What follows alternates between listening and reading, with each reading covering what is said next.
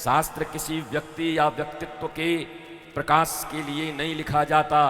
शास्त्र लिखने का एकमात्र अर्थ होता है धर्म संस्थापनार्थाय।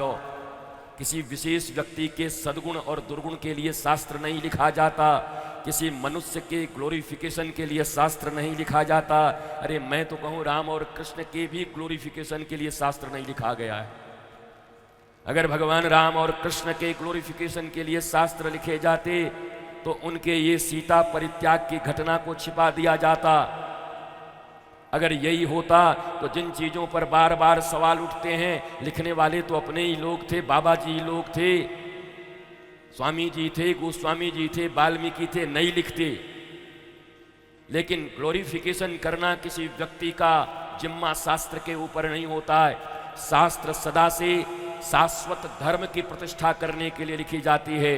इसीलिए मैंने कल तुम्हें कहा था युधिष्ठिर के बारे में लिखा गया है कि वो धर्मराज हैं, तो युधिष्ठिर के बारे में ये भी लिखा गया है कि जुआ खेल करके अपनी पत्नी हार गए थे।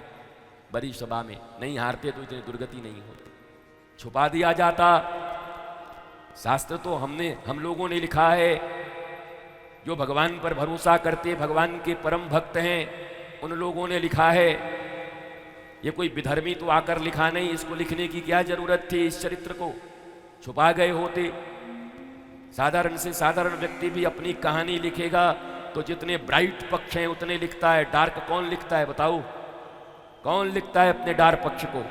डार्क बोलते तक नहीं लिखोगे क्या? अपने घर में पति पत्नी से नहीं बोलती, पत्नी पति से नहीं बोलता, बेटा बाप से नहीं बोलता, रिश्तेदार रिश्तेदार से अपने डार्क को नहीं बोलता, नेता जनता से नहीं बोलता, जनता नेता से नहीं बोलती। कौन है जो अपने डार्क पक्ष को सामने रखता है, अंधेरे पक्ष को सामने रखता है, काले पक्ष को सामने रखता है, बुरे पक्ष को सामने रखता है, गंदे पक्ष को सामने रखता है? कौन है? नो वन हियर, कोई नहीं है। लेकिन जरा देखो भारतीय शास्त्रों की महिमा और गरिमा,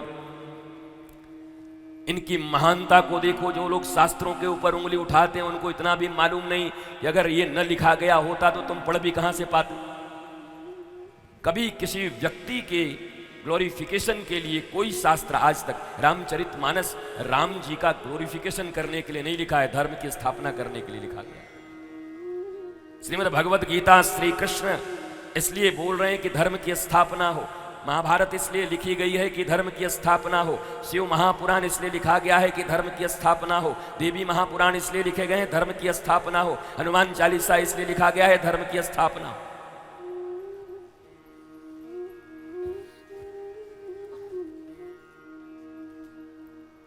भैया दो चार अगर धूप ऊप जलवा दो कहीं तो कुछ कहीं चूहा हुआ मर गो का हो पता नहीं चलो महाराज। तो धर्म की स्थापना के लिए शास्त्रों का निर्माण होता है,